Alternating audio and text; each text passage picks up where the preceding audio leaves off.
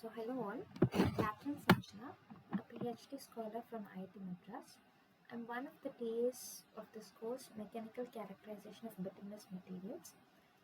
This is a tutorial session which happens every Tuesday between 6 p.m. and 8 p.m.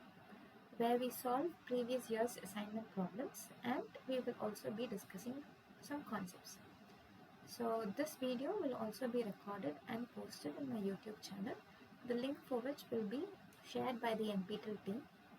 Also, if you have any queries, feel free to post it in the discussion forum in the NPTEL website, or you can also comment below my video in the YouTube. Okay. So without any further delay, let's begin this session. So we are entering into week 8, and if you remember,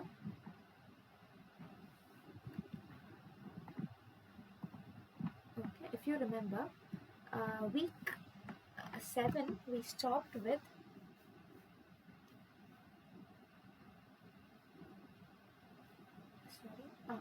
so week 7 there was one. So this week is mostly about modified bitumen. Okay, and there are also lectures on relaxation spectrum and again one IS 15462, which is a code for modified bitumen. So now one lecture last week was also on modified bitumen, and last week I said that we will be postponing all questions on modified bitumen to this week, which is to next week, which is this week. So we'll begin with last week's lectures, okay, and the questions on modifiers first, okay, and then modified bitumen first, and then any other questions we'll be discussing later. But mostly this most of the questions are on modified bitumen, so maybe we'll go with the order with which I've placed the questions. So now without any further delay, we will start with the first question, right? Okay, so to give an introduction, there are many types of modifiers. Okay, if you see, man would have mentioned how many modifiers are there, and obviously the modifiers are used to improve certain aspect of the performance of the bitumen. Say it can be its high temperature performance, which is the rutting performance. It can be fatigue or the intermediate temperature performance. It could be low temperature performance. It could be the resistance against moisture, like resistance to moisture, okay, decreased moisture sensitivity, like that. Okay, so there are many aspects of performance that can be improved by the modified bitumen, and there are many types of modifiers that can be added, some of which can improve all the properties, some of which can improve a few of the properties. Okay, and in that case, now here in that sense we will be seeing only 3 types of bitumen in this course. One is an elastomer modified bitumen. The second one is a plastomer modified bitumen, and the third one is a crumb rubber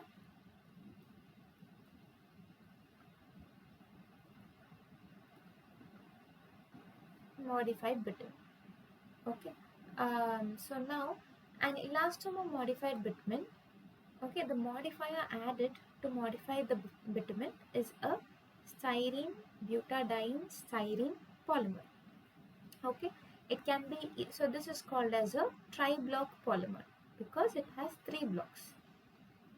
Okay, this is styrene, which is in the shape of balls, spheres. Okay, butadiene, which will be like strings, and again styrene. So this is a tri-block polymer, or it can also be a di-block polymer where it has only styrene and butadiene compounds.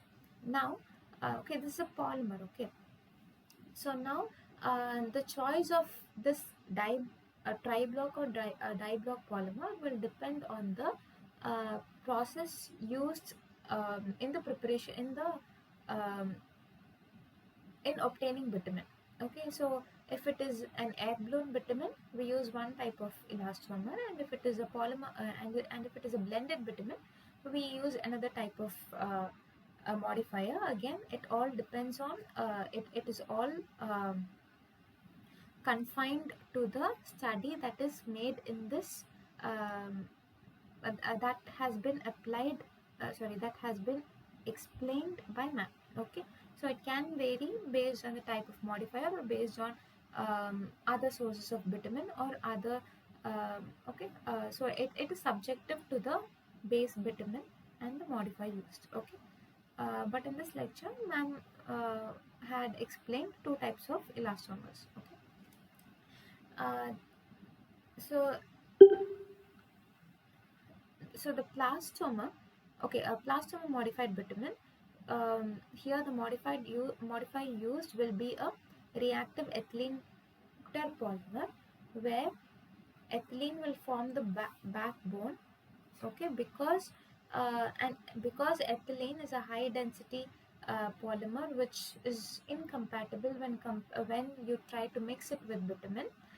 We add a few polymers or additives to it. Okay, which can increase the compatibility of this modifier with bitumen. Okay, now and the third one is a crumb rubber modified bitumen. So if you had gone through maths lectures, ma'am would have said that both elastomer and plastomer are manufactured in such a way that they are compatible with bitumen and they go well with bitumen. Okay, they are compatible with bitumen. Whereas a crumb rubber are rubber pieces or rubber tires shredded. Okay, waste rubber tires shredded. So they are not manufactured as per the requirements, but they are waste materials and they are tried to be added to bitumen. Now, there are so each a type of modifier will have a different type of interaction with bitumen. So, what are the interactions that we are all aware of? We know that any two materials, if mixed together, they can have a physical interaction where they do not form any new chemical compounds, but the interaction between them is purely physical. Okay, the second interaction could be a chemical interaction where you can see the formation of new chemical compounds, and third one could be just an inert interaction, like no interaction, but it just provides it acts as a filler. So there's no interaction, but it provides a support to the system. Okay, so there are three types of interactions which we are aware of. Now if you see a plastomer, the interaction will be purely physical. In an elastomer, the interaction will be purely physical. In plastomer, it will be both physical and chemical. Okay, little physical interaction and more of chemical interaction. And crumb rubber modified bitumen, again, it is mostly physical and inert, but people are also saying that there could be chemical interactions at very high temperatures where the sulfur in the rubber undergoes devulcanization. Okay, so now if you see, based on this interaction, so this question is based on the interactions of the modifiers with bitumen. Okay, so basically the crumb rubber modified bitumen are actually fillers to bitumen. Okay, and how do they interact with bitumen? Okay, is the question. Do they okay so do they modify the properties of bitumen based on the extent of interaction? No, because fillers are just materials that serve as fillers. Okay, they improve the properties of bitumen by uh, simply being as a filler material. Okay. So its interaction is purely inert. So if you have to modify the properties of bitumen, it will not have any interaction with bitumen, nor it will form any network with bitumen. Okay, so these two options, these three options are out. The only option is um, it'll modify the properties based on the weight fraction. Okay, so based on, say, how much percent of fillers you add, that much modification it can provide to bitumen. Okay, it is like, say, it is like adding filler particles, like particles less than 75 microns to bitumen. I'm just giving you this as an example. So you add um, filler particles to bitumen. We call it the mastic. Okay, and based on the amount you add, the properties of the bitumen will change. Okay, and we call them as filler particles, um, which are added to bitumen. So I'm just giving you this as an example. It is not exactly the same, it is just an example.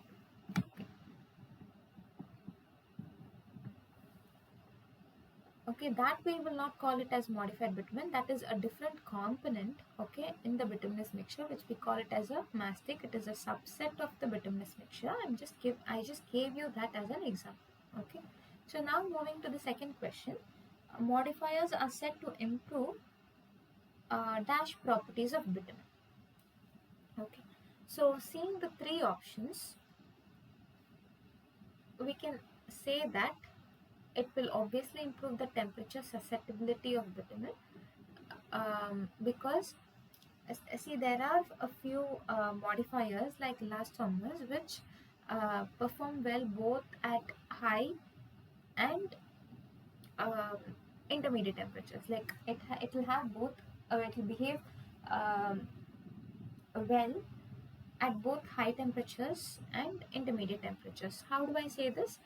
So there's this styrene which have a glass transition temperature of plus 100 degrees Celsius, and butadiene which have a glass transition temperature of minus 100 degrees Celsius. So this will perform better at high temperatures, because so this will help the modified bitumen perform better at high temperatures, because even till 100 degrees Celsius the material will be a solid. Only beyond 100 degrees Celsius it will transform or transit into a fluid. So the butadiene compound present in the modified bitumen or the modifier will help in improving the fatigue properties of bitumen, fatigue performance of bitumen. How will it do this? It will so till minus 100 degrees Celsius it is a solid, and above minus 100 degrees Celsius it becomes a fluid, which means at intermediate temperatures of, say, 20 or 30 degrees, 20 or 25 degrees Celsius, where we want the bitumen to be sufficiently soft so that it can take care of the fatigue cracking. There, this butadiene will help the bitumen in performing better. So if you see, um, the temperature susceptibility, which we will call it as, which we will represent by temperature versus, um, consistency, any consistency measure versus temperature. The slope we will call it as temperature uh, susceptibility, right? If the slope is high, then the temperature susceptibility is high. If you see this, the styrene and butadiene components will help in reducing the slope. So it will help bitumen have a better temperature susceptibility than unmodified bitumen. Okay. Shear susceptibility, obviously it will shear susceptibility is its response to loading, and man would have said that at very high loading, at very high load values, okay, the structure will get activated and you will see its uh, performance. Okay, you'll see the beneficial action of modifiers at high loading rates or loading. Okay, so even when you apply loading also, the bitumen will perform better. Okay, so it will help in improving the shear susceptibility, and there's a separate lecture for aging of modified bitumen. So if you see, the modified bitumen will age lesser when compared to unmodified bitumen. So if you track the aging index, okay, in terms of some functional groups, ma'am would have showed that in a particular kind of study, it cannot be generalized to all cases. So here, the aging of modified bitumen is less compared to that of an unmodified bitumen. So the answer to this is all of the above. Okay. Moving to the next question. The elastic recovery properties are higher in elastomer modified bitumen due to network formation.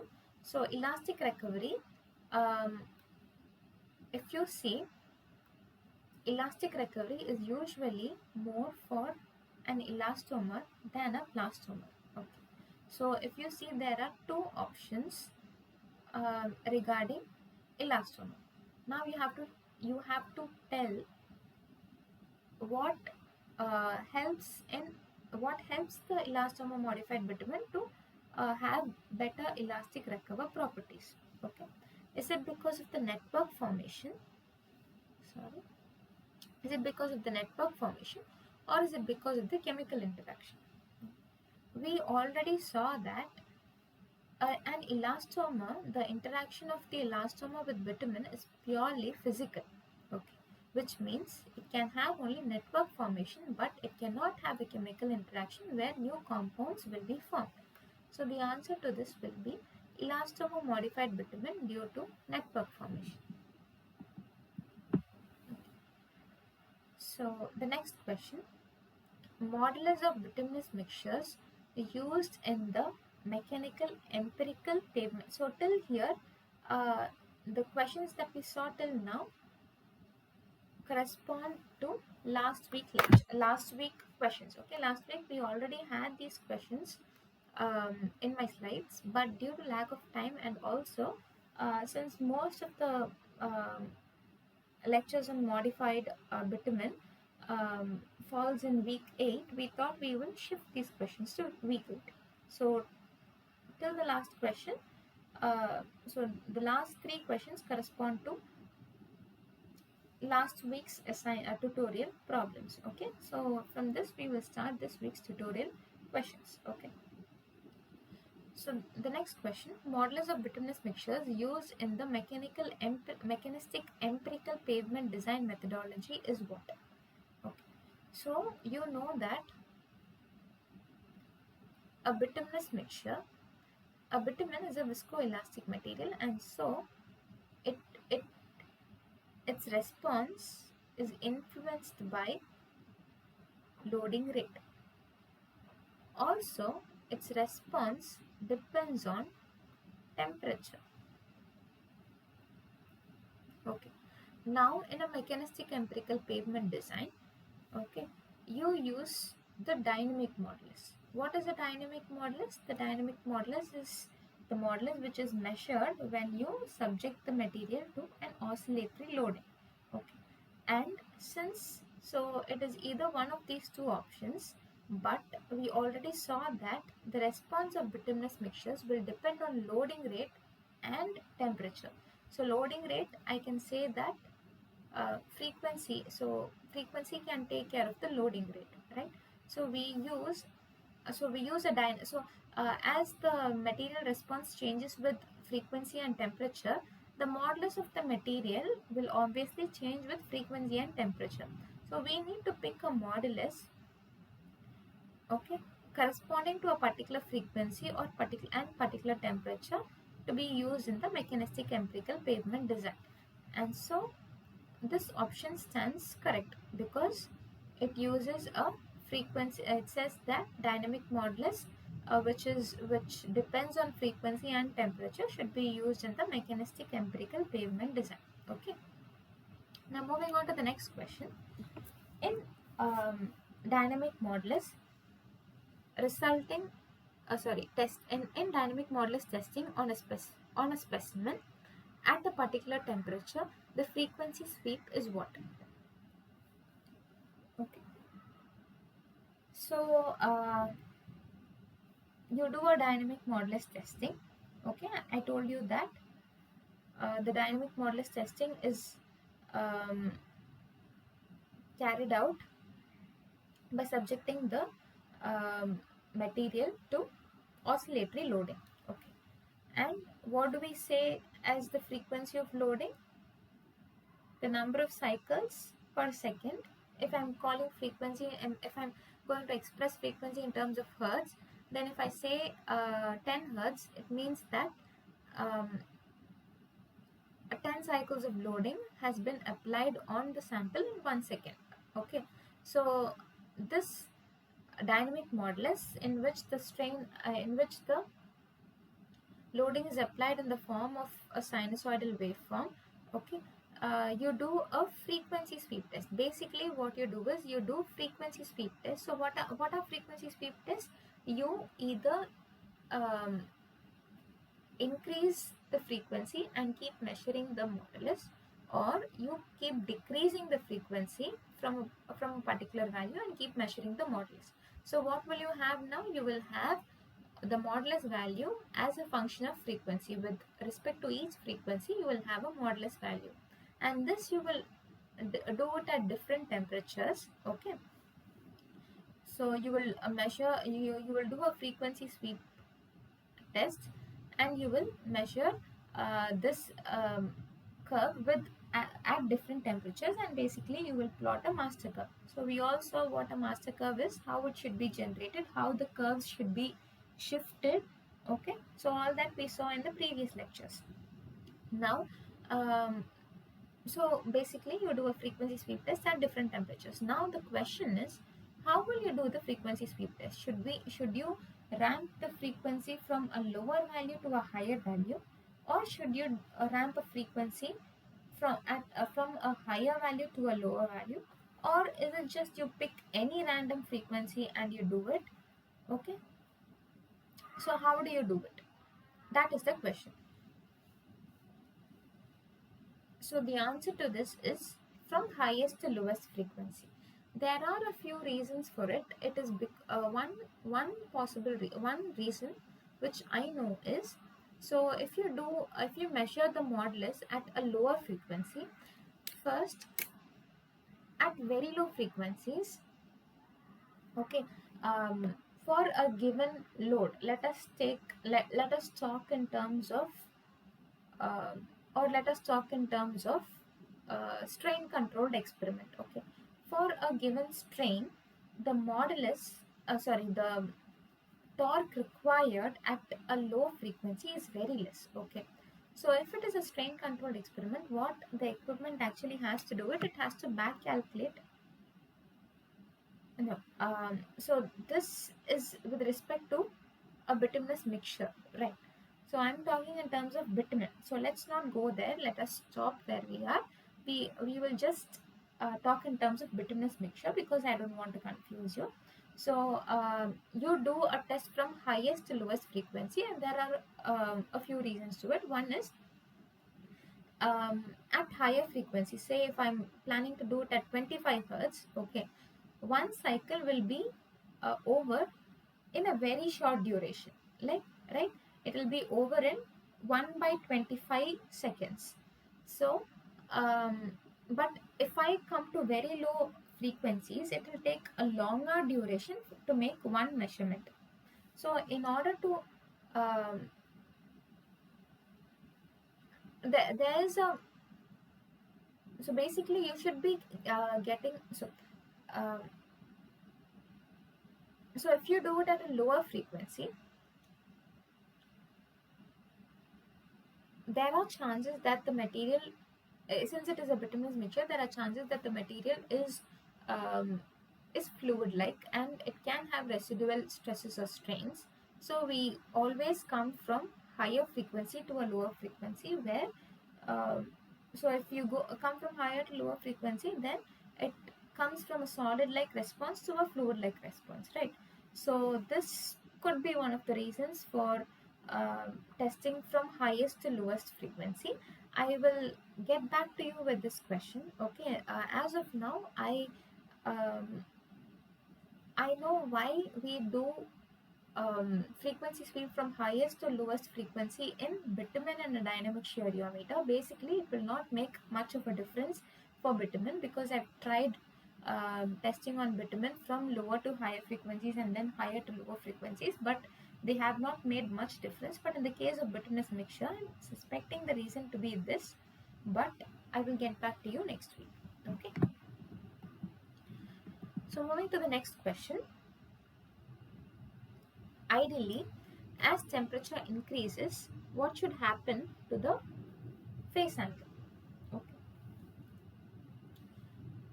So you know that the phase angle. So for an elastic material, the phase angle should be 0 degrees, and for a viscous material, the phase angle should be 90 degrees, and for a viscoelastic material, it should be somewhere in between, right? Now, um, in the case of bitumen, one second.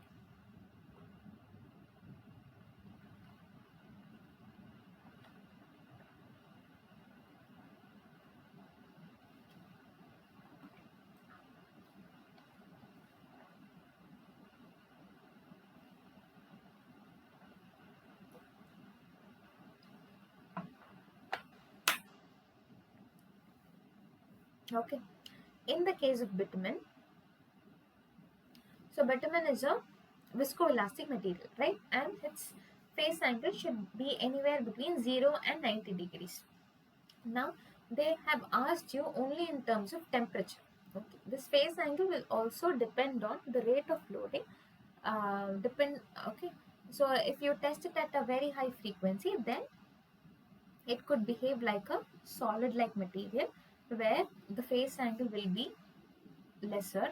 Okay, and if you test it at lower frequencies, then the phase angle could be higher, um, meaning that it shows a fluid like response. Okay, so let us not talk about frequency. Since they've asked only with respect to temperature, let us assume that we are keeping the frequency constant.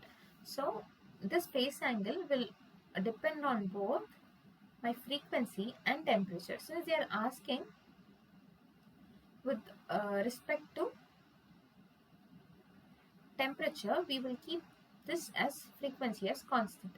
Now you know that as temperature increases, your material response will be fluid like, right? And it will approach to that of, as you keep on increasing the temperature, it will approach to that of a viscous material. Okay, and again I'm talking with respect to a particular frequency. Okay, so if you see, as I increase the temperature, the if it has to go to approach to a viscous material, its phase angle should increase. Okay, yeah. Okay, now moving on to the next question. A non-Newtonian fluid characterized by the existence of threshold stress and Newtonian behavior after the threshold is called as what? Okay.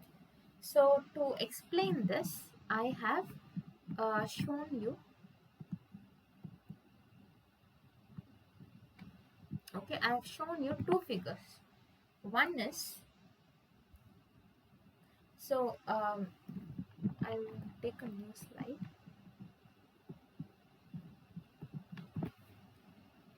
So first you should know what a non-Newtonian fluid is. Okay, so first you should know what a Newtonian fluid is. Okay. Suppose I'm taking bitumen and I'm testing it at unmodified bitumen, and I'm testing it at say 120 degrees Celsius.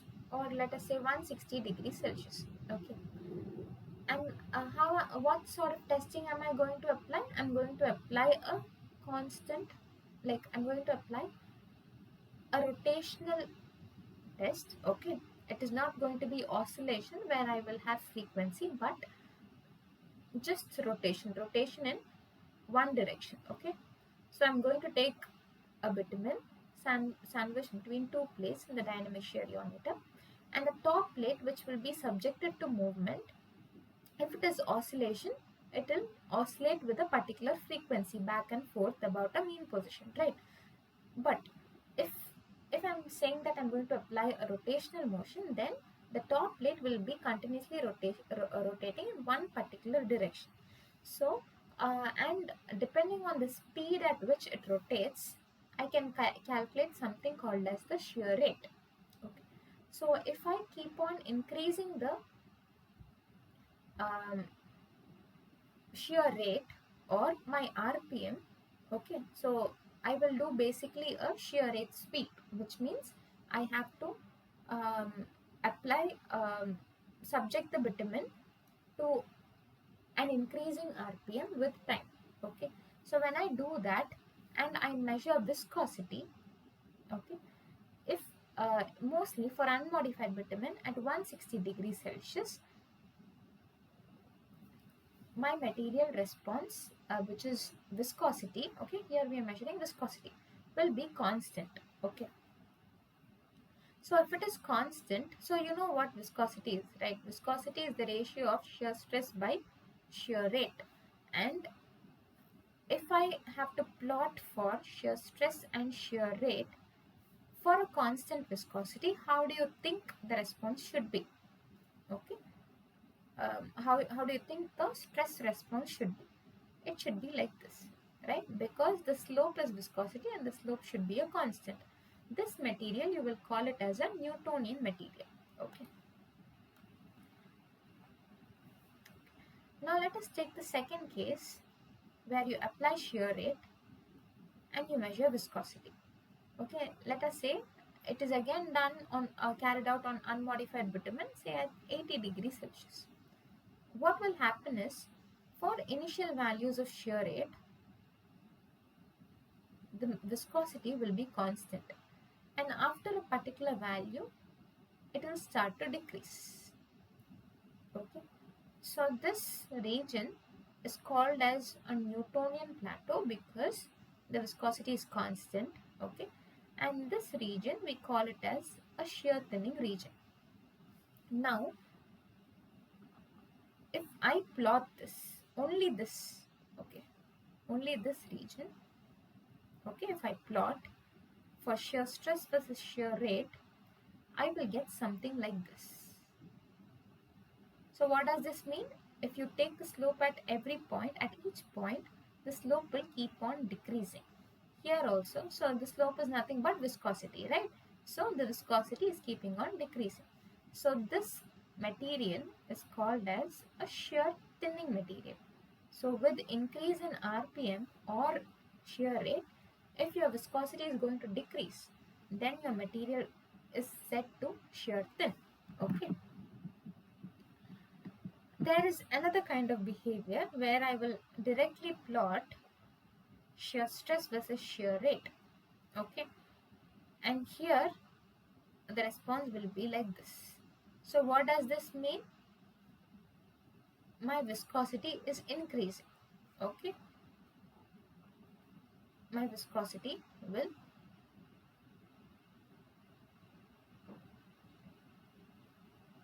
increase. Okay, it can increase linearly or okay, anything. So this is called as a shear thickening material. The material is set to shear thicken. Okay, now there are a few. So in all these cases, if you see, if my shear rate is 0, my stress will also be 0. So here also it is supposed to be 0. So 0. Okay. Now there are a few materials. Okay. So with increase in shear rate, at a zero shear rate, the stress will not be zero, but it will have some finite value. Okay. So this stress, people usually call it as the yield stress. So what does this mean? Um, for very low values of stress, okay, my material will not start to deform. Okay. Only after it reaches a particular value of stress will my material start to deform. So till that particular value, which we will call it as the yield stress, which most of the people call it as yield stress. Okay, here they have mentioned it as threshold value. Okay, below that, the material can resist the shear stress. Okay, there will be no flow even when the shear stress is applied. Only if you apply a shear stress beyond this threshold value, you can see the material deforming. Okay, so that here also, just like you saw for a zero shear stress, zero shear rate case, you saw three cases like this, right? Newtonian, shear thinning, and shear thickening. Here also you will see three cases: Newtonian, shear thinning, and shear thickening. But here they are called by different names because they have a yield stress, okay, or a threshold stress. So here if you see, it has a yield stress, and after that the slope is constant. This material they are calling it as Bingham plastic. Okay, this yield stress plus shear thinning behavior is called as a caisson plastic or a caisson fluid. Okay, okay. So so you saw what a caisson fluid is. You saw what a Bingham plastic is. You have to know what a Herschel-Buckley model is. Okay, so it is also similar to that of a caisson plastic. Okay, and a power law model is purely a shear thinning model, a shear thinning behavior. Okay, so power law fluid. Okay, so if you see the viscosity, shear rate. Okay, only this region they are showing. Okay, as I showed earlier. So now this is a power law fluid, and we saw what a Herschel-Buckley fluid. So now the question is, a non-Newtonian fluid behavior characterized. So all these responses are non-Newtonian. Okay, a non-Newtonian fluid behavior characterized by the existence of threshold stress. So you have a threshold stress, and Newtonian behavior after the threshold is what? Okay, so let us pick cases which have threshold stress. So let us neglect these cases.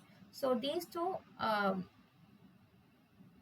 fluids, okay, they have a threshold stress, and one has a Newtonian behavior and one has a shear thinning behavior. They have asked for threshold stress and Newtonian behavior. Okay, and that material they call it as Bingham plastic. Okay, so this is the answer to this question. The next question: in the interaction of SBS with bitumen, the dash fraction is said to migrate predominantly from the bitumen to the modifier. Okay. So we saw three types of interaction with bitumen, right? One is a physical interaction, one is a chemical interaction, and the other is an inert interaction, or no interaction, sorry, inert material. Okay, so and I said that an elastomer will exhibit a physical interaction. Okay, so what did I say by physical interaction? There will be no formation of no new formation of chemical compounds. It is purely a physical interaction. So what did I mean by physical interaction? So you know that bitumen, okay, the by fractionation technique, you have identified the following fractions of bitumen, which are saturates, aromatics, resins, and asphaltenes. Okay, so aromatics, they are also called as naphthene aromatics, and resins are also called as polar aromatics. Okay, So these four fractions are present in bitumen, and you know that these two are lighter fractions. Okay.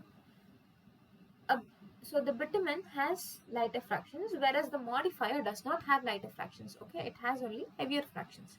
It does not have these lighter fractions.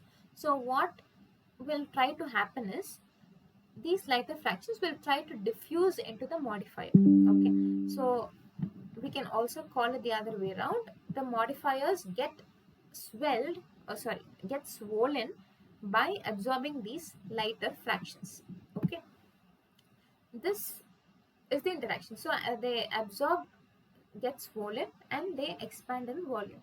So this is the physical interaction that I was talking about. So if you see, they are asking you. So I told that lighter fractions migrate from bitumen to modifier. Here, these two are the lighter fractions. Okay, and they are asking which migrates predominantly. Okay, and since the lightest fraction is saturates, the saturates is found to migrate predominantly from bitumen to the modifier. Okay. Now moving on to the next question.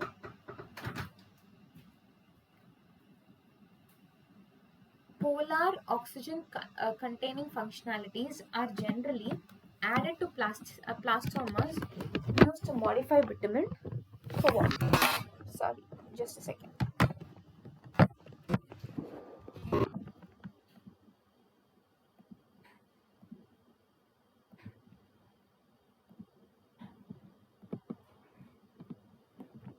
Alright.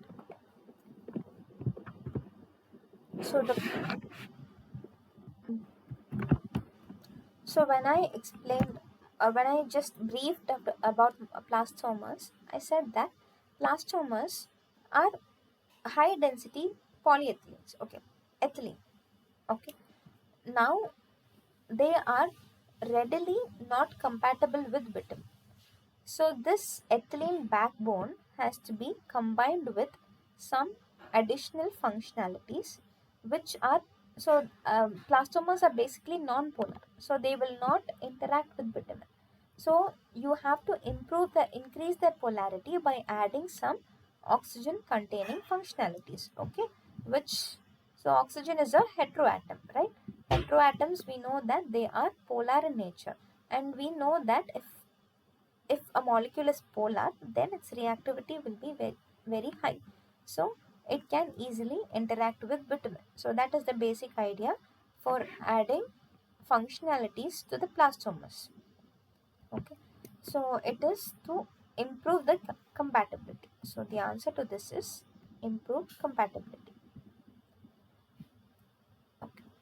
The interaction of plastoma with bitumen is dash in nature. We already saw that an elastoma, the interaction found in the elastoma is purely physical. For a plastoma, it undergoes both physical and chemical interactions. Physical interaction is very less. Okay, the ethylene backbone does absorb some lighter fractions, but it is not as predominant as we see for an elastomer. So here, since they have not given chemical plus physical, we will choose only chemical. Okay, inert, we don't know a polymer for now. Okay, in this based on these lectures which have purely inert interaction, we know which polymer undergoes both physical and inert interactions, and those will be crumb rubber modified bitumen. Okay, so for now, the interaction of plastoma with bitumen is chemical in nature. Okay, moving on to the next question. Sufficient time for interactions to develop is provided in dash of crumb rubber modified bitumen. So we know what a crumb rubber modified bitumen is and how it is prepared. There are actually two processes to prepare this crumb rubber modified bitumen. One is a dry process and the other is a wet process. In dry process, what will happen is yes, I missed this point.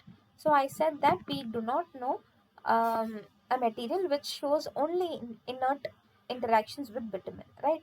Actually, the crumb rubber modified bitumen, when it is prepared in the by the dry process, it will show only inert interaction. That is, the crumb rubber particles will simply act as a filler material to the bitumen, okay, because we are not allowing any sufficient time for the crumb rubbers to interact with the bitumen, okay.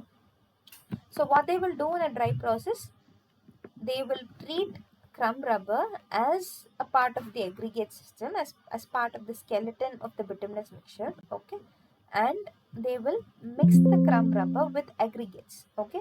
They will do a dry mixing, okay, and after that they will add bitumen and they will simply mix it up like how you do for a normal bituminous mixture. That is a dry process. Here you can see how or why uh, the interaction cannot be physical, because you're not allowing any time for the bitumen and the any sufficient time for the bitumen and the rubber molecules to interact, okay. So here the rubber will simply act as a uh, filler material to bitumen, okay. So this is the dry process. In the case of a wet process, you actually take the bitumen and modify the bitumen by adding crumb rubber to it, so that you can call it as a crumb rubber modified bitumen. Here you will heat the bitumen, you will mix the crumb rubber particles to it, and you will allow sufficient time for the interaction to happen. So what interaction are we expecting here?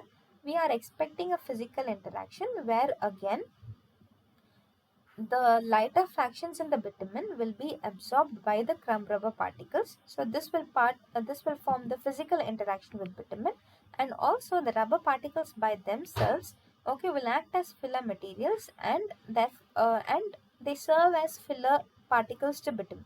So if you do the wet process where you prepare a crumb rubber modified bitumen, you can expect both physical and inert interactions with um, bitumen, okay. So for this question, sufficient time for interactions to develop is provided in what process? As we saw, it is the wet process, okay. So moving on to the next question, the rate of aging in polymer modified bitumen for the case discussed in this course, okay. So this has to be highlighted, okay, is dash when compared to that of base bitumen. So the rate of aging, we saw that for a polymer modified bitumen, it is not as high as that of a base bitumen. There are many reasons to it, because polymer modified bitumen, in the initial case, when you prepare the polymer modified bitumen itself, you would have sufficiently aged the bitumen because you're heating the bitumen, right? Because you may think that your so if you see, aging is nothing but oxidation process, right? And only if you have oxygen you will expect aging of bitumen.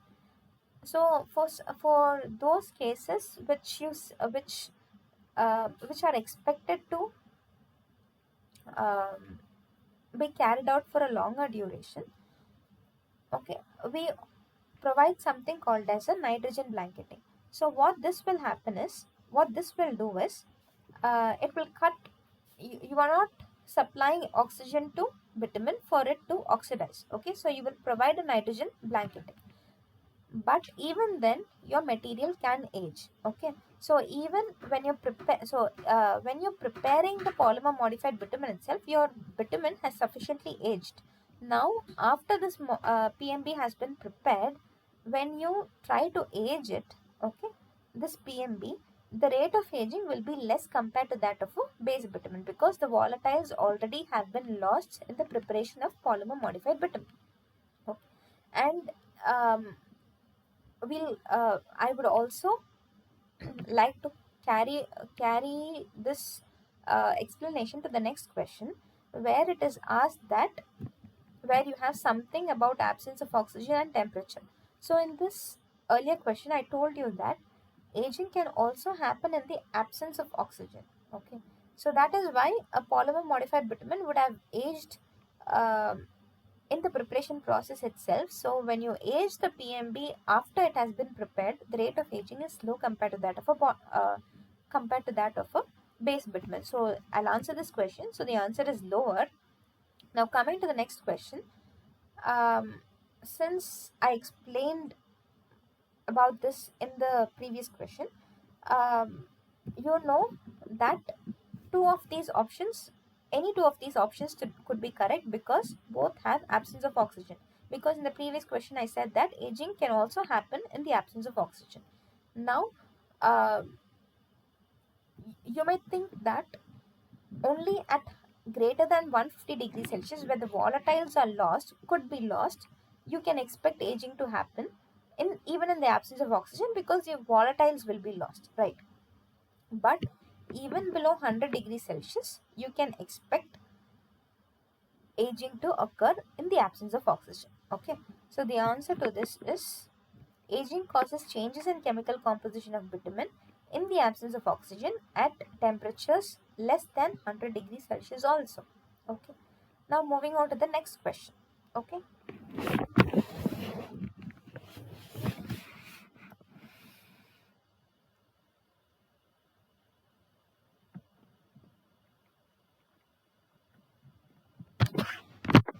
the polymer in a polymer modified bitumen undergoes dash due to aging during production and service in the field.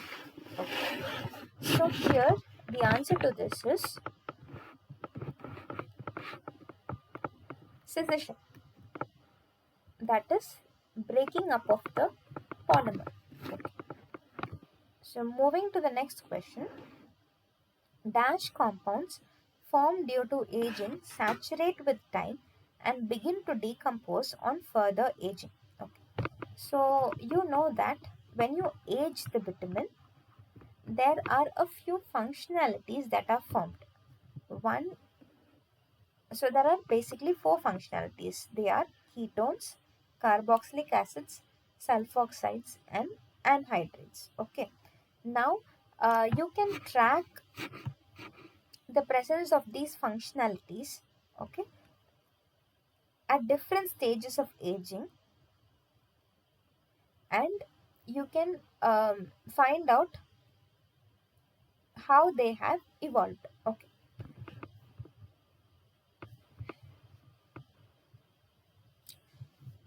So what do I mean by different stages of aging? You know only two aging procedures. One is an RTFO aging method, and one is a PAV aging method.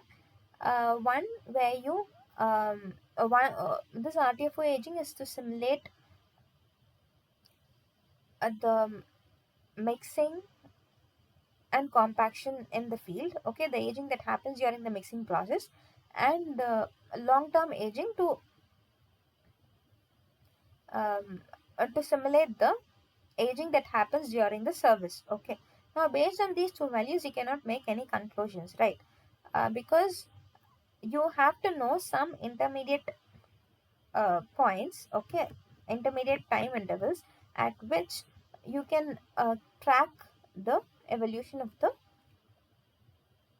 functionalities. Okay, so what they have tried to do is, what some researchers have tried to do is, they have tried to first they did an RTFO aging on bitumen, and they measured the first, it will be obviously an unaged bitumen, and then an RTFO aged bitumen, and then they will calculate the, they will determine the functionalities, and they will find out something called as the aging index. It can be a ketone index, it can be a carboxylic acid. Okay, how they are evolving. Okay, so first they did it at first they aged the bitumen by RTFO aging, then they found out the presence of these functionalities, and then they try to age the bitumen at different time intervals. It could be 12 hours, 16, 18, and so on. Okay, and then finally a PAV test, a PAV aged material, okay, to simulate the long term aging. Now this will help me to track the evolution of these functionalities at different instances of time. So here you may expect that with increase in aging, okay, the indices or the functionalities will keep on increasing, but it is not so. In some cases it may keep on increasing, in some cases it will increase and reach a constant value, whereas in some cases it will increase and then it will start decreasing. Why? Because the compound, the functionalities which are formed during aging, after a particular point of time it will start to decompose, okay, and so its presence in the bitumen will decrease, okay. So they are asking which functionality is found to show this kind of behavior. The answer to this is sulfoxides, okay. Now moving on to the next question. The non-recoverable creep compliance is calculated as a percent of what? Okay. So first let us understand what is a non-recoverable creep compliances and how is it measured? How, from what test is required to measure this um, value? Okay.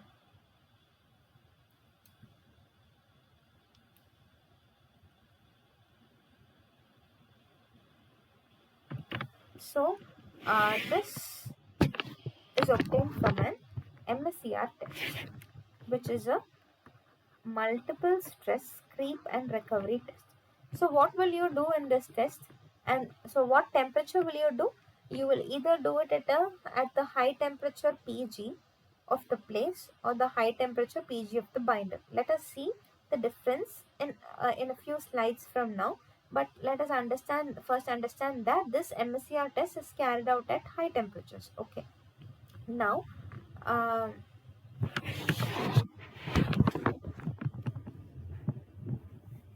just a second. Yeah. So what is this MSCR test? Multiple stress creep and recovery. You already know what a creep and recovery test is, right? Creep is you applied a constant load, then you apply some rest, okay, and then again you apply a constant load and then rest. Sorry, this is till here it is a creep test, okay, creep and recovery test. Sorry, till here it is a creep and recovery test, but you, when you do it multiple times, you will call it as a multiple creep and recovery test or a multiple stress creep and recovery test, okay. So now this is the MSCR. So what so you will load the sample for 1 second and you will provide a rest period of 9 seconds. Now how will you how to measure this compliance? You know that this compliance, this creep compliance is measured when we control the stress, right?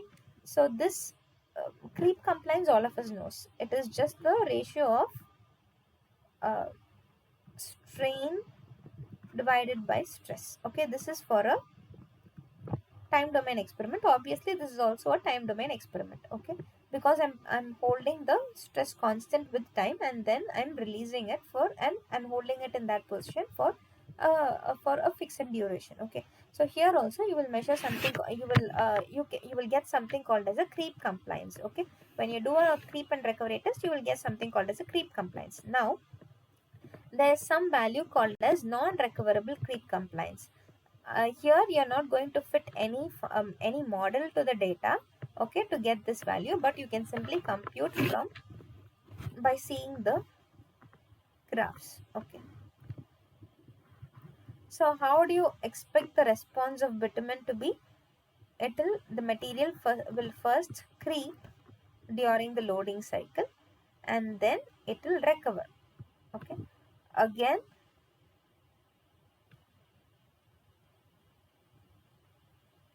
it will creep and recover, okay.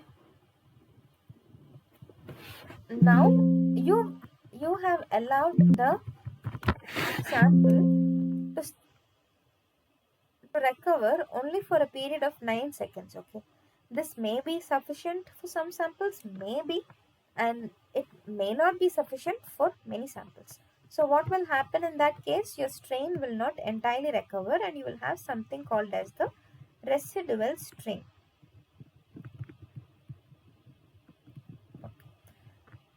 So if you see, this is my total strain, this is my residual strain, and this difference, right, difference between this value and this value, you will call it as the unrecovered strain.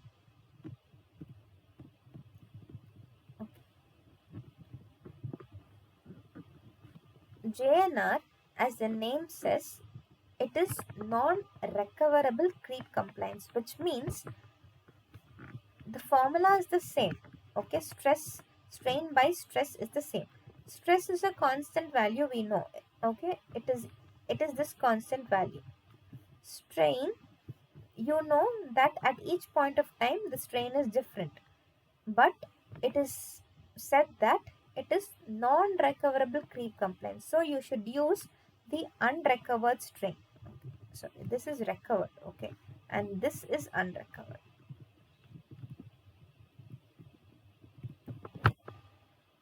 Okay.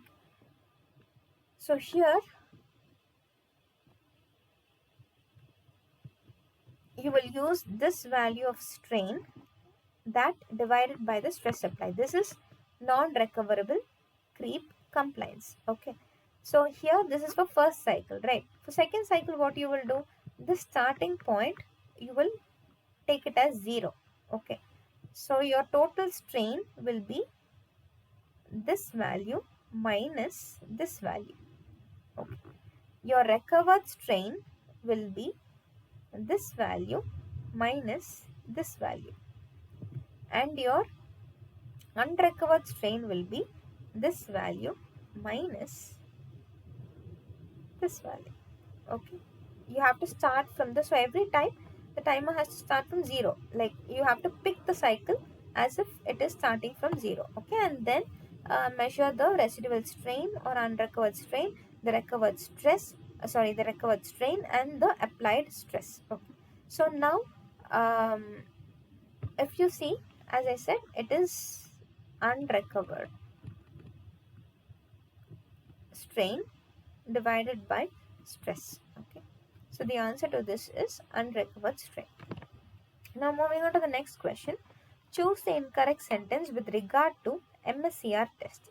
Okay, so I was telling you that this loading is applied for 1 second and we provide a rest for 9 seconds, right? Now what is the value of stress that we apply and how many cycles should be applied? I said that it is a multiple stress creep and recovery, right? So if it is a multiple, so if it has to be multiplied multiple times, if it has to be applied multiple times, how many you cannot keep on applying, right? So how many number of times should I apply this creep and recovery? So basically what they do is, first they will, so this entire thing is called as one cycle, loading and rest. Okay, so first there will be 10 cycles of 0.1 kPa stress. Okay, this you will not use for calculations, you will call it as conditioning cycles. Again you will apply 10 cycles of 0.1 kPa.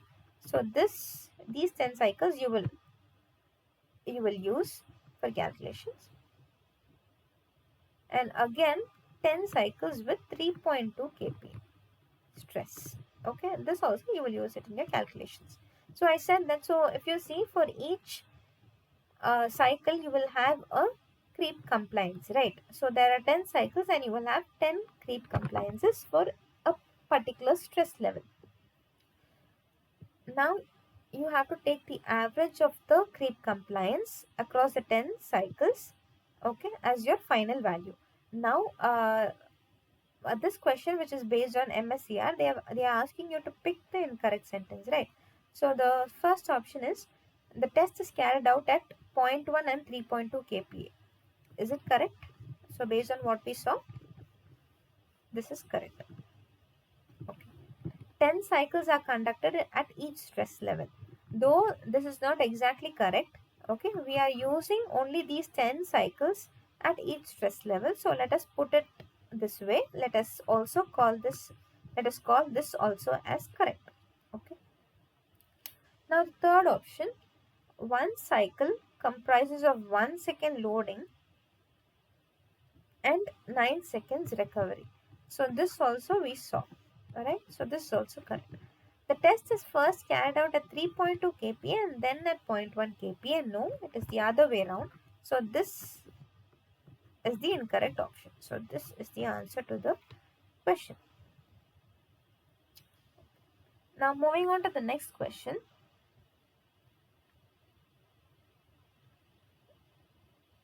Before testing for low temperature distress or for fatigue, the binder should be aged in the following sequence. Okay. So basically you do performance grading tests on bitumen, right? And what are the performance tests? For rutting, you do it at a high temperature. You call it as high temperature PG to check for the rutting performance. Fatigue, intermediate temperature PG to check for the fatigue performance, and low temperature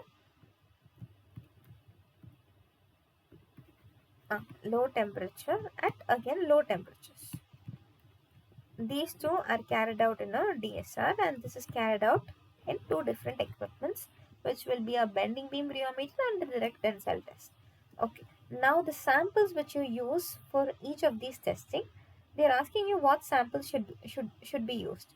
Okay, whether they should be unaged, whether they should be short-term aged, or whether they should be long-term aged. Okay, so in last week or the week before, we saw that rutting happens when the material is very soft, right? And immediately after you lay the bitumen, the material will be soft. Okay, it has not aged. If your bitumen has undergone long term aging, then the viscosity will increase and it will be stiff enough for rutting not to occur, right? So in the initial stages you expect rutting to happen, which means your material has not undergone aging during the service. Okay, rutting happens in the initial stages itself, where the material has undergone only short-term aging, which has happened during mixing and compaction during construction, right? So in order to test for the high temperature PG or the rutting performance, you have to use a sample which you have short-term aged, which you try to simulate the field conditions by subjecting it to only short-term aging, because this is expected to happen immediately after construction. So rutting, you will use only a short-term aged sample. In the case of fatigue and low temperature cracking, they actually occur when the material is very stiff, right? And the material is expected to be more stiffer when it has undergone considerable aging during the service. So here, fatigue is predominantly assumed to occur in the later stages of the uh, life of the bituminous pavement. Okay, so here, since it occurs at the later stages, it has undergone long-term aging as well. And so for both fatigue and low temperature cracking, you have to use a sample which uh, which which is simulated, um, both using a which is simulated for proper aging, both using a short-term aged experiment, a test, and a long-term age test. Okay, so for fatigue and low temperature cracking, you have to do both short-term aging and long-term aging.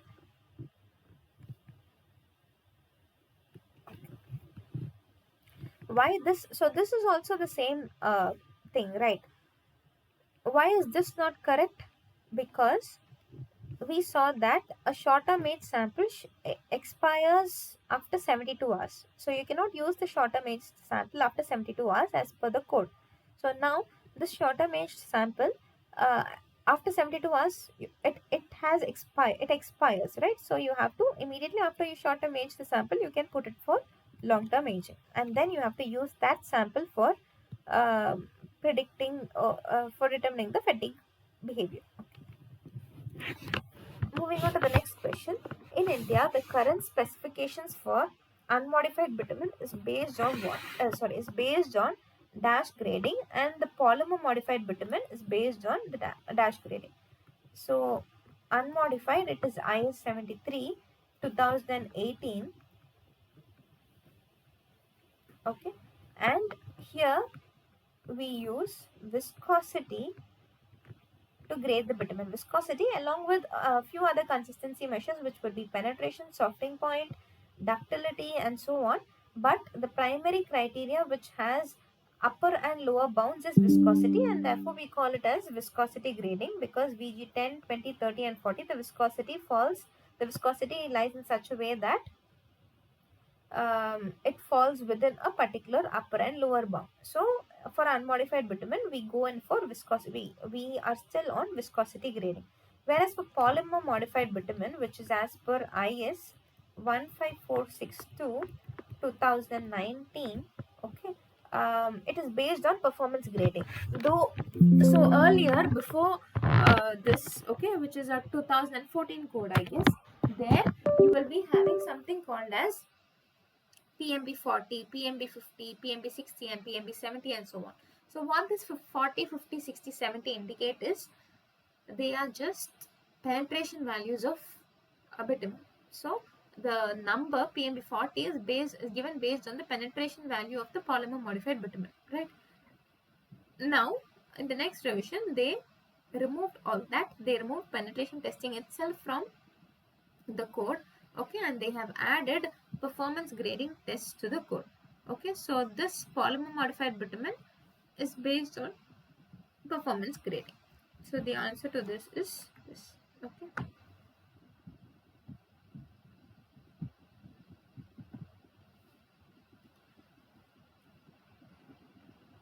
moving on to the next question.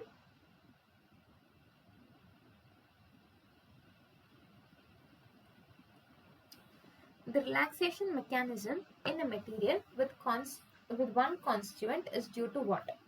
Okay. So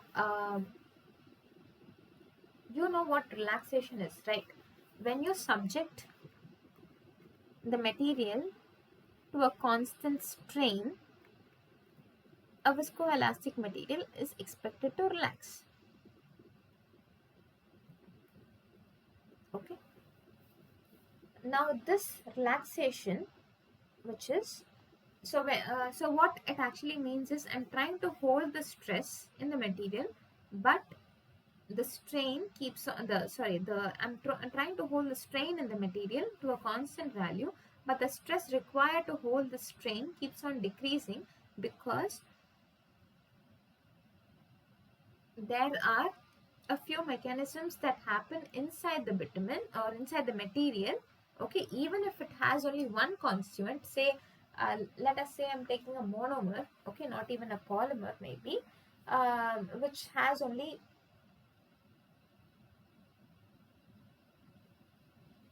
let us take only a polymer, okay, with the same type of monomers. Okay, okay, here, so, you may think that, okay, this relaxation, okay, so this relaxation, we saw that initially in the first two classes or so, we saw that if the material tries to relax at this particular rate, then this will be the relaxation time, right? Now this is for the initial thing. Now if you keep on drawing slopes at each point of the curve, okay, you will get different relaxation times, okay, and that you will call it as the relaxation spectrum. Now so now you have a spectrum of relaxation times. The material has a spectrum of relaxation times. Now this, you may think that if the material, so for the material to have different relaxation times, it should be having different molecules of different molecular weights and so on, but it is not necessary. It could be just one molecule or one constituent, but the mode and the method by the mechanism by which it helps the material to relax can be different. Okay, it could be because the bond rotations of the constituent, it could be due to chain reptations, it could be due to molecular orientation. So the answer to this is all of the above. Okay, so moving on to the next question. The mechanism responsible for relaxation in the glassy mode is dash, while that in the rubbery state is dash. Okay. So I picked this figure from Ma'am's lectures. Okay, when it is a glassy mode, the mode of relaxation is segmental relaxation. Okay, only a particular segment of the molecule or the polymer will relax. Okay, and in the rubbery state, the relaxation mechanism that is observed is reptation. So the answer to this is segmental relaxation and reptation.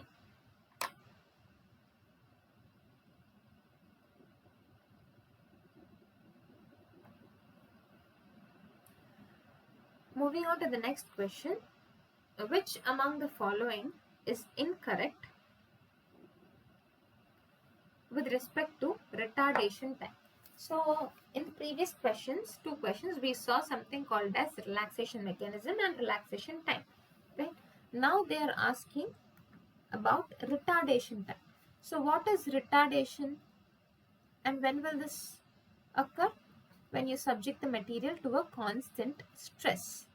Okay, when you try to subject it to a constant stress, the strain will keep on increasing. Okay, and it will try to approach an asymptotic value or a constant value. Okay, this time to reach this constant value is considered as the retardation time.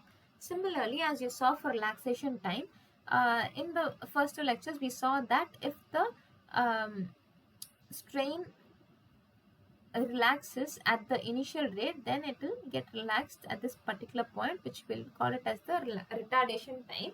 Okay, where only 37% of the total strain is yet to be achieved. Right now, if you try to draw the slope at each point in the curve, at each point of the curve, then you will get a spectrum of retardation times. Okay, so they are asking you to pick the incorrect statement. So it is applicable when stress is the excitation in the material. Is it correct or incorrect? It is correct because the input is stress. I am applying a constant stress. It happens in a creep and recovery test. Right? Calculated from a creep and recovery experiment. Yes. Controls the rate of deformation of strain in a material when the load is applied. Yes, load is applied. And it controls the rate of deformation. How fast rate of development of strain. So how fast is the strain develop? Okay, that is what retardation time is all about. For a purely elastic material, retardation time is infinite. So let us see how the material will respond for an elastic material and a viscous material when it is subjected to a constant stress. Okay, when it is subjected to a constant stress, the strain is going to be constant, and when subjected to a constant stress for a viscous material, the strain is going to keep on increasing. Okay, because here for a viscous material, for a constant stress, the strain rate will be constant. Okay, if the strain rate is constant, then the strain will keep on increasing. Right now, for an elastic material, what do you think the retardation time should be? It should be 0. Why? Because the time taken for the development of the strain to this constant value, okay, the time taken for the development of the strain to this constant value is the retardation time, right? For an elastic material, from time 0 itself, it has reached the constant value. So here, for a purely elastic material, the retardation time is 0.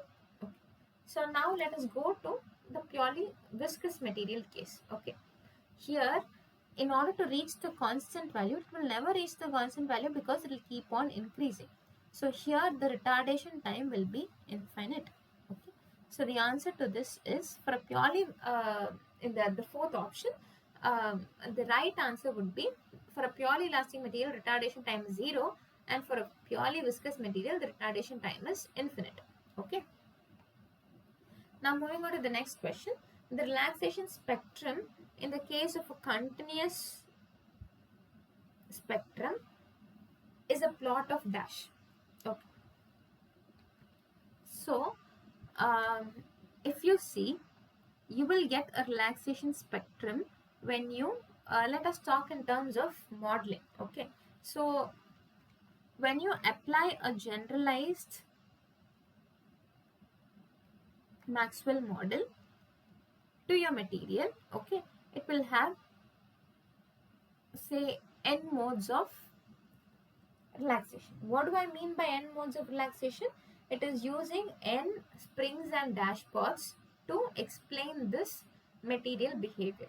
So when I do that, for each n, okay, there will be so for each spring there will be a particular spring constant, and for in each dashpot there's going to be a particular viscosity or a relaxation time. Okay, relaxation time, I can use this viscosity and this spring value to get the relaxation time, right? So so each mode, okay, so this is one mode. Say let us this take this as n is equals to 1. Like that I can use n modes to explain the material behavior, and when I use n modes I will get let us take only these two cases. I will get um, n n g values and n relaxation time values. Okay, so what a relaxation spectrum explains is how each of these g values vary as a function of the relaxation time. Okay, so here this g can also be expressed as h of tau. Okay, so it can be either g with tau or h with versus tau. That is the relaxation spectrum. It cannot be g versus t because t is different. T is the experimental time or the running time. Okay, the point at which you collect the data. Okay, when you carry out the experiment is small t. Okay, whereas tau is the relaxation time. So in a relaxation spectrum, you make a plot of h of tau versus tau. Okay, moving on to the next question. In India, currently, dash grade is suggested for pavement temperature in the range of 76 and minus 10 degrees Celsius and traffic volume between 10 and 30 MSA, or slow moving traffic in the range of 20 to 70 kilometers per hour. Okay. So just a second.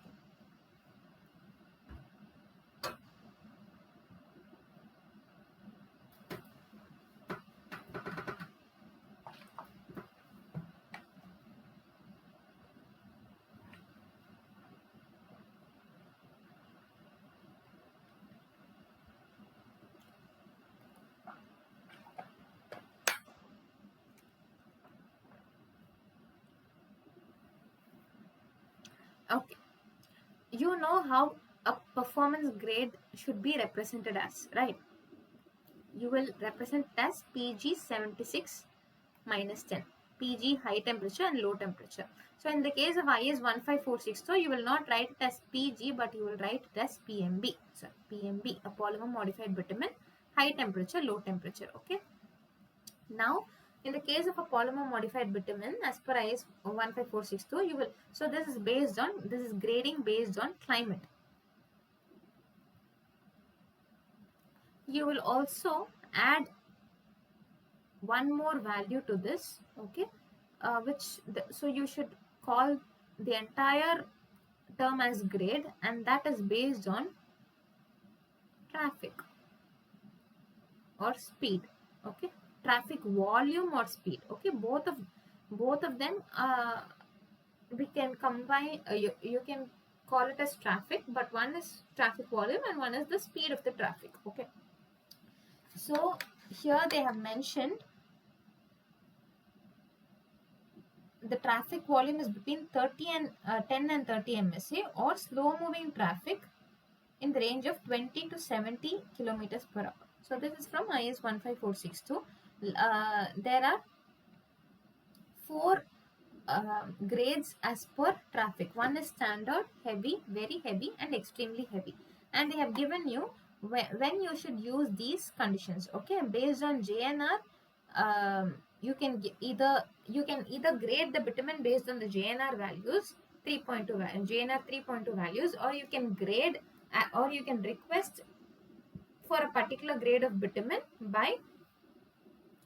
um, by seeing what is the traffic volume or the traffic speed in that area. So how will you do for bitumen based on performance grading, where you grade only based on the climate of the place? Either you can grade a particular bitumen given to you by carrying out the high temperature and the low temperature testings. Okay, and you can grade the bitumen, or you can or you go to a place, study the high temperature and low temperature of the place, and request the supplier to give you a particular grade of bitumen based on the high and low temperature of the place.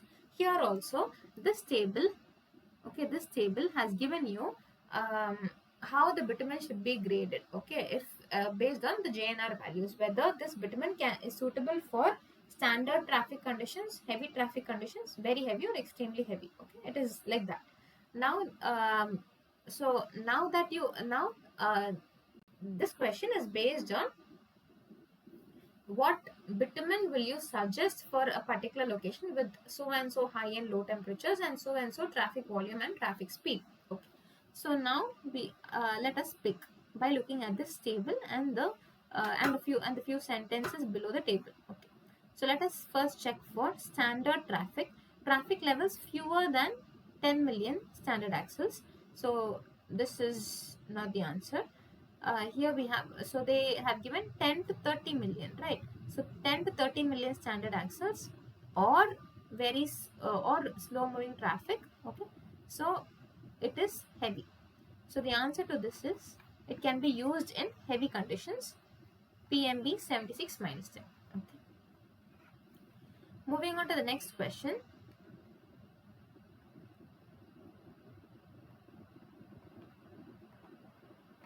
For very heavy traffic condition, as per IS 15462, the value should be what?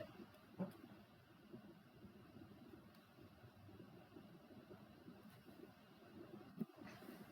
So the JNR values, how do you want so all the JNR values as per the table, as per the code, should be that corresponding to 3.2 kPa only, not 100 kPa.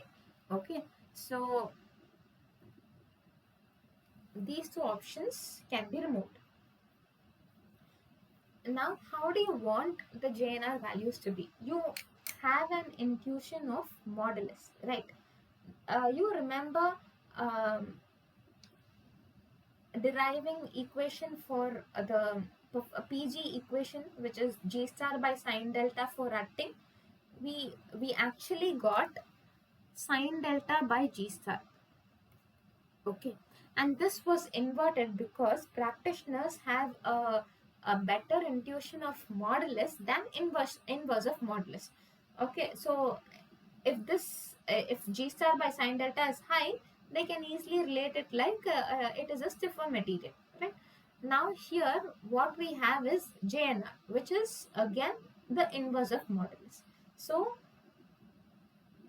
lower the value, so it should be the inverse. If you have a higher JNR value, it means it can be used only for, so it has it does not have a better performance compared to, so let us go this way. JNR if the JNR is high,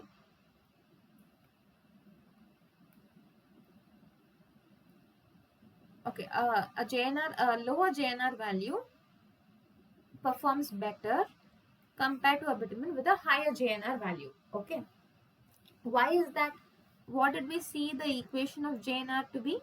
It is unrecovered strain by stress applied. So JNR is directly proportional to the unrecovered strain. So if the JNR value is high, it means that the unrecovered strain is high. How does this rutting happen? It is the permanent deformation along the wheel path, right?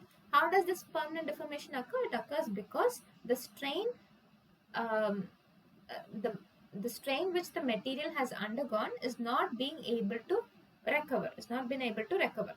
So in that case, only if it is not able to recover, rutting happens. So what do you want from the material? You want the material to recover.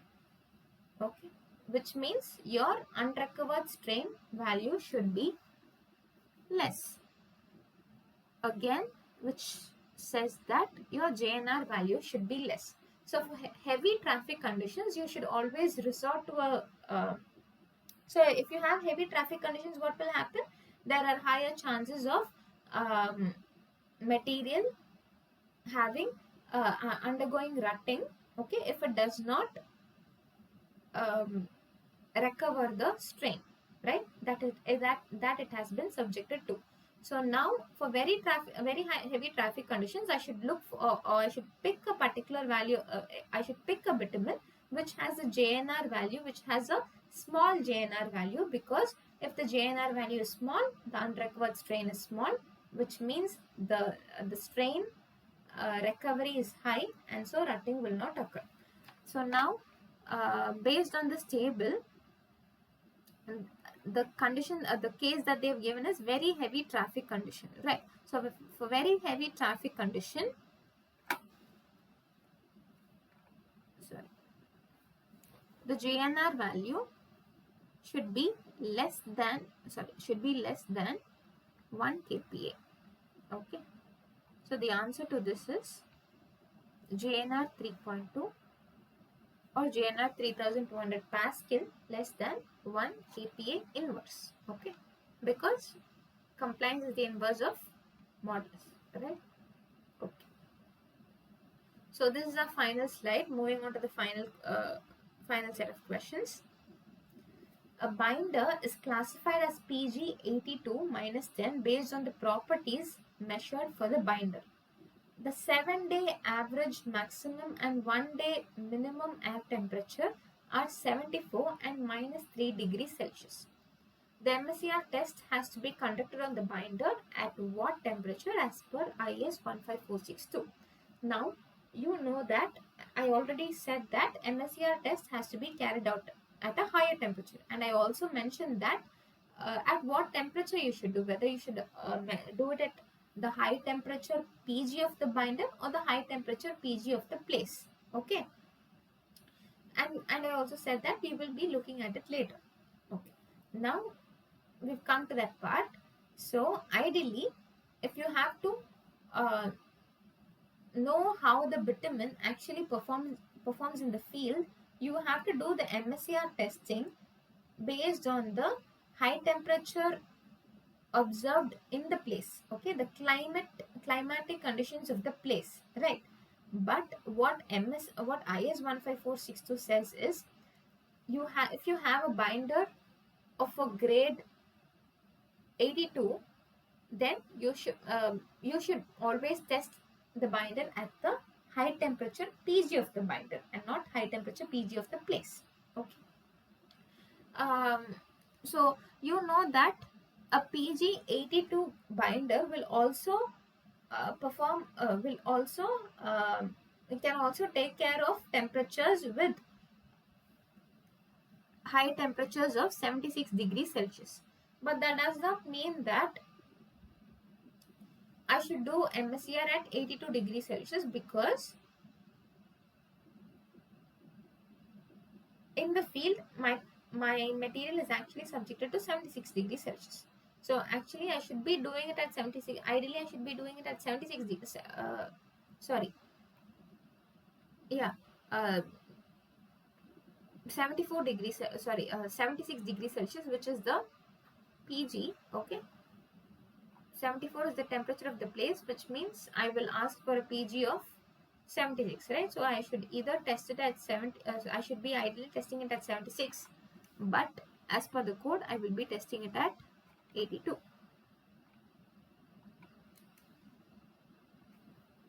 The bituminous binder is characterized for dash distress by measuring G star sine delta at intermediate pavement temperatures. So we already saw this, okay, and also derived this, I guess. So G star by sine delta, we measure this parameter for to uh, analyze the rutting characteristics, and G star into sine delta to analyze the fatigue characteristics. Potholes, we do not have any such parameter, or we will maybe do a moisture moisture sensitivity, okay, but we do not have any parameter as per the PG grading, okay. Thermal cracking or low temperature cracking, obviously we have parameters, but they are not uh, G star by sine delta or G star into sine delta, because there we do time domain testing. We apply a constant load, measure the strain at 60 seconds and the slope of the strain curve at 60 seconds. We measure the deformation at 60 seconds and the slope of the deformation at 60 seconds. Okay, and go further. So that is it for this week. We'll continue this session next week. Okay, next week Tuesday. Thank you.